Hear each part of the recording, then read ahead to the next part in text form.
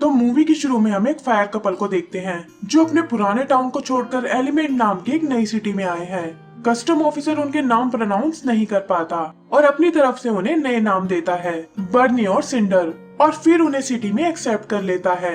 ये एक ऐसी सिटी है जहाँ सभी एलिमेंट्स जैसे अर्थ, वाटर और एयर आपस में मिलकर रहते थे, लेकिन फायर एलिमेंट्स ने यहाँ पहली बार कदम रखा था, इसीलिए बाकी एलिमेंट्स को उन्हें एक्सेप्ट करने में बहुत प्रॉब्लम आती है।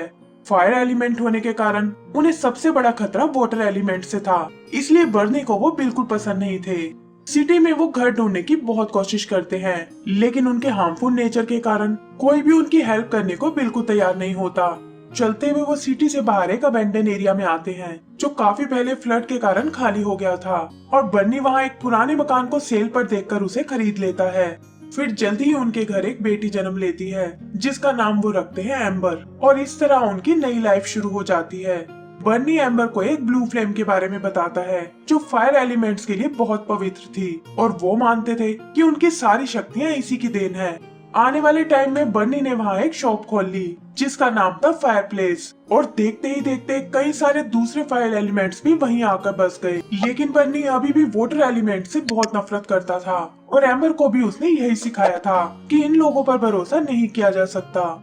उसका सपना था कि एक दिन उसकी जगह उसकी बेटी इस शॉप को रन करे, लेकिन एम्बर का टेम्पर बहुत ही शॉर्ट था। छोटी छोटी बातों पर वो गुस्सा होकर ब्लास्ट हो जाती थी, इसलिए बर्नी पहले उसे अच्छे से तैयार करना चाहता था, पर सालों बाद भी उसके बिहेवियर में कोई चेंज नहीं आया। लेकिन एक बात बर्नी ने जरूर नोटिस की थी कि एम्बर के पास ग्लास मेकिंग पावर है, जो अपने आप में एक अद्भुत टैलेंट था। क्लोड नाम का एक अर्थ एलिमेंट एम्बर को पसंद करता था, लेकिन एम्बर हमेशा उसे यही समझाती थी कि एलिमेंट्स आपस में मिक्स नहीं हो सकते। अगले दिन उनकी शॉप पर एक सेल लगने वाली थी, और एम्बर को चेक करने के लिए बर्नी उसे शॉप को अकेले संभालने को बोलता है। सुबह एम्बर शॉप को ओपन करती है जहाँ ढेर सारे कस्टमर्स की लाइन लगी हुई थी, और वो आते ही शॉप में हंगामा मचाने लगते हैं। एम्बर ये बर्दाश्त नहीं कर पाती, उसका पारा एक बार फिर हाई होने लगा था, और इससे पहले कि वो ब्लास्ट हो जाए वो भागकर अपने बेसमेंट में आ जाती है जहाँ उसके गुस्से की वजह से एक तेज धमाका होता है। इससे वहाँ लगे पानी के पाइप क्रैक हो जाते हैं और पूरा बेसमेंट फ्लड होने लगता है। एम्बर किसी तरह अपनी फायर पावर से उन्हें सील करती है, लेकिन देखती है कि लीक से एक वाटर एलिमेंट बहकर उनके बेसमेंट में आ गया है जिसका नाम था वेड। वो असल में एक सिटी इंस्पेक्टर था जो रिवर की दूसरी ओर एक लीक चेक करने आया था, और अचानक से बहता हुआ यहाँ पहुँचा। वेड भी एम्बर की तरह अपने इमोशंस पर कंट्रोल नहीं रख पाता था, लेकिन एम्बर के समझाने को उस पर कोई असर नहीं होता, और अपनी जॉब की वजह से उसे उनकी शॉप को चालान इशू करने पड़ते हैं क्योंकि वहाँ की प्लम्बिंग सिचुएशन बहुत ही खराब थी। एम्बर जानती थी कि इससे उनकी शॉप बंद हो जाएगी, पर उसके रोकने से पहले ही वेड वहाँ से निकल जाता है ताकि सिटी हॉल जाकर ये रिपोर्ट सबमिट करा सके। एम्बर उसे रोकने उसके पीछे भागती है, पर उसकी लाख कोशिश करने पर भी वेड उन रिपोर्ट्स को सेंड कर देता है। इसके बाद उसे पूरी बात पता चलती है कि एम्बर के डैड ने उस शॉप को बनाने में बहुत मेहनत की थी, और अगर वो बंद हो गई तो वो इस सदमे को बर्दाश्त नहीं कर पाएंगे। वेड उसकी हेल्प करने के लिए उसे ऑफिसर के पास लेकर जाता है, लेकिन एम्बर अपने गुस्से पर कंट्रोल नहीं रख पाती। ये देखकर ऑफिसर रिपोर्ट अपनी बॉस गेल को भेज देता है और कहता है कि अब उस शॉप को बंद होने से कोई नहीं रोक सकता। एम्बर वापस अपनी शॉप पर आती है जहाँ उसके पेरेंट्स लीक को ठीक करने की कोशिश कर रहे थे, और बचने के लिए एम्बर इसका सारा ब्लेम वेड पर डाल देती है कि ये सब उस सिटी इंस्पेक्टर के कारण हुआ है। यहाँ हमें उसके पेरेंट्स की बैक स्टोरी पता चलती है कि कैसे वो पहले एक फायर टाउन में रहा करते थे जहाँ उनकी बाकी फैमिली भी थी, पर एक तूफान ने उनका सब कुछ बर्बाद कर दिया, और बर्नी ने ठान लिया कि अब वो कहीं और जाकर एक नई लाइफ स्टार्ट करेगा, और इसीलिए वो अपनी फैमिली को छोड़कर यहाँ एलिमेंट सिटी में आ बसा। एम्बर अपने डैड से प्रॉमिस करती है कि इस बार वो ऐसा कुछ नहीं होने देगी, और वो लोग यहाँ एक अच्छी लाइफ बिताएंगे। आगे वो एक बार फिर वेड से मिलती है ताकि उसकी बॉस गेल से बात कर सके, और वेड इसके लिए उसे स्टेडियम ले आता है क्योंकि गेल आज यहाँ एक मैच देखने आई है। उसकी टीम मैच हार रही थी, जिससे फ्रस्ट्रेट होकर उसकी और एम्बर के बीच बहस होने लगती है। तब वेड अपने चेयरफुल नेचर से एक स्टार प्लेयर को मोटिवेट करता है, और गेल की टीम मैच जीत जाती है। मैच के बाद एम्बर उसे अपनी प्रॉब्लम बताती है, और वेड भी उसे सपोर्ट करता है कि मिलकर वो इस लीक का पता लगा लेंगे। एक शर्त पर गेल मान जाती है कि अगर 7 दिनों में लीक ठीक हो गई तो वो बर्नी की शॉप को बंद नहीं करेगी। अब उन्हें इस लीक के सोर्स को ढूंढना था और वेड बताता है कि ये सब सिटी के कैनाल सिस्टम से जुड़ा है और शायद इसका सोल्यूशन भी उन्हें वही मिलेगा। तब एम्बर अपनी स्किल यूज करके एक हॉट एयर बलून बनाती है और वो कैनाल में दिख रही लीक्स का पीछा करने लगते हैं। रास्ते में उन्हें एक पुराना स्टेशन नजर आता है और एम्बर बताती है कि बचपन में वो अपने डैड के साथ वहाँ विस्टीरिया फ्लावर देखने गई थी, एक ऐसा फ्लावर जो किसी भी एनवायरनमेंट में खिल सकता है, यहाँ तक कि फायर में भी। लेकिन गार्ड ने उन्हें अंदर नहीं जाने दिया। कुछ दिन बाद स्टेशन में फ्लड आ गई और एम्बर का उस फ्लावर को देखने का सपना अधूरा ही रह गया। तभी उन्हें सामने एक डैम नजर आता है जिसके गेट में एक होल हुआ पड़ा था। ये असल में कैनाल से निकले एक्स्ट्रा पानी को स्टोर करता था, लेकिन फिलहाल इस होल से सारा पानी सिटी में जा रहा है। तभी एक शिप के गुजरने से उनकी ओर ढेर सारा पानी आने लगता है और एम्बर बचने में वेड की मदद करती है।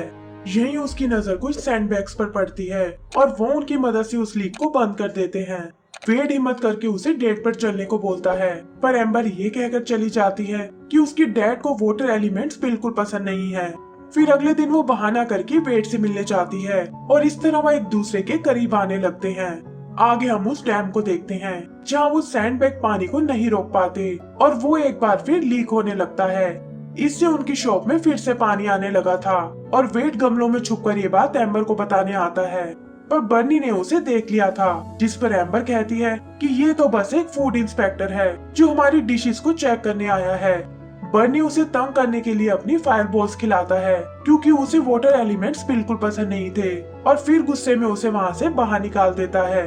शाम को वो दोनों बीच पर मिलते हैं जहाँ एम्बर रेस से नई सैंडबैग बनाना चाहती थी, लेकिन वेड के हिसाब से ये काम नहीं करने वाले। यहाँ एम्बर बताती है कि कैसे उस पर अपने डैड की वजह से बहुत प्रेशर है और उन्हीं के लिए वो इस जॉब को सक्सेसफुल बनाना चाहती है। तभी वेड देखता है कि जिस रेत पर एम्बर बैठी हुई थी वो हीट के कारण ग्लास में बदल गया है और ये देखकर एम्बर को एक आइडिया आता है।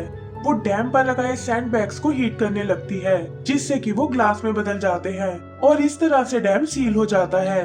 पानी की लीकेज की प्रॉब्लम अब सॉल्व हो चुकी थी और इसी खुशी में वेड उसे अपने घर डिनर पर इनवाइट करता है ताकि उसे अपनी फैमिली से मिलवा सके। पर एम्बर की मॉम को उस पर शक हो गया था और वो छुपकर उसका पीछा करने लगती है। वहाँ वेड एम्बर को अपने साथ ऊपर ले जाता है, लेकिन गार्ड एम्बर की मोम को अंदर नहीं जाने देता। वेड की फैमिली एम्बर को एक मोम वेलकम देती है और उसे भी वो लोग बहुत पसंद आते हैं। फिर वो अपनी फायर पावर से एक टूटे हुए वास को दोबारा ठीक करके दिखाती है। इस पर वेड की मोम उसे कहती है कि तुम्हें अपनी स्किल्स का अच्छे से यूज करना चाहिए और अगर तुम चाहो तो मेरे एक रिलेटिव की ग्लास कंपनी में इंटर्नशिप कर सकती हो। इसी वक्त उन्हें गेल का कॉल आता है जो डैम पर लगी सील से बहुत इम्प्रेस थी और कहती है कि अब बर्नी की शॉप को बंद नहीं किया जाएगा। एम्बर की मॉम ने भी उन्हें निकलते हुए देख लिया था और वो समझ जाती है कि एम्बर किसी वाटर एलिमेंट के साथ है। यही वेड को पता चलता है कि एम्बर शॉप को रन नहीं करना चाहती और ये सब तो वो बस अपने डैड के लिए कर रही है। पर इससे पहले कि वो उसे कुछ समझा पाए वहाँ एम्बर की मॉम आ जाती है। पहले तो वो उन पर बहुत नाराज होती है कि एक फायर और वाटर एलिमेंट एक साथ नहीं हो सकते, लेकिन फिर अपने रिचुअल से उसे पता चलता है कि वो दोनों एक दूसरे से बहुत प्यार करते हैं। उधर बर्नी बताता है कि फाइनली उसने रिटायर होने का मन बना लिया है और 2 दिन बाद वो शॉप को एम्बर के हवाले कर देगा। एम्बर उन्हें सच बताना चाहती थी, लेकिन उनके पैशन को देखकर उसकी हिम्मत नहीं हो पाती। यही एक सीन में उस ग्लास सील को दिखाया जाता है जो पानी के प्रेशर से धीरे धीरे क्रैक हो रही थी। पर इससे बेखबर वेड एम्बर को लेकर उस पुराने स्टेशन में आता है जहाँ गेल भी उनका वेट कर रही थी। वो लोग एम्बर को एक बबल में डालते हैं और फिर वेड उसे वो विस्टीरिया फ्लावर दिखाने ले जाता है जैसा कि एम्बर हमेशा से चाहती थी। इसके बाद वो वहाँ से बाहर निकलते हैं और वेड एम्बर से खुद को छूने को बोलता है। एम्बर ऐसा नहीं करना चाहती थी, उसे डर था कि इससे वो एक दूसरे को नुकसान पहुँचा सकते हैं, लेकिन वेड की जिद करने पर वो इसके लिए तैयार हो जाती है और देखती है कि जैसा उसने सोचा था वैसा कुछ नहीं हुआ। फिर डांस करते हुए उसे अपने डैड का ख्याल आता है। वो कहती है कि मैं उनके ड्रीम को इस तरह नहीं तोड़ सकती और वो शॉप के इनॉग्रेशन पर उसका वेट कर रहे हैं। शाम को पार्टी में बर्नी अपनी रिटायरमेंट अनाउंस करता है और कहता है कि अब से ये शॉप एम्बर संभालेगी। पर तभी वेड आकर सबके सामने एम्बर को प्रपोज करता है और गलती से ये भी बता देता है कि उस दिन बेसमेंट में पाइप उसी की वजह से खराब हुए थे। एम्बर गुस्से में उसे वहाँ से जाने को बोलती है और कहती है कि हमारे बीच में कुछ नहीं है।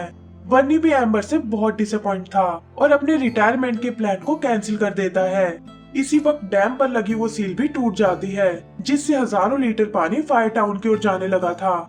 एम्बर जो एक ब्रिज पर उदास बैठी हुई थी, वो भी इसे देख लेती है और लोगों को वार्न करने टाउन की ओर निकल जाती है, पर उसकी पहुंचने से पहले ही पानी हर तरफ फैल चुका था और बर्नी उसे किसी भी तरह अपनी पवित्र फ्लेम को बचाने को बोलता है।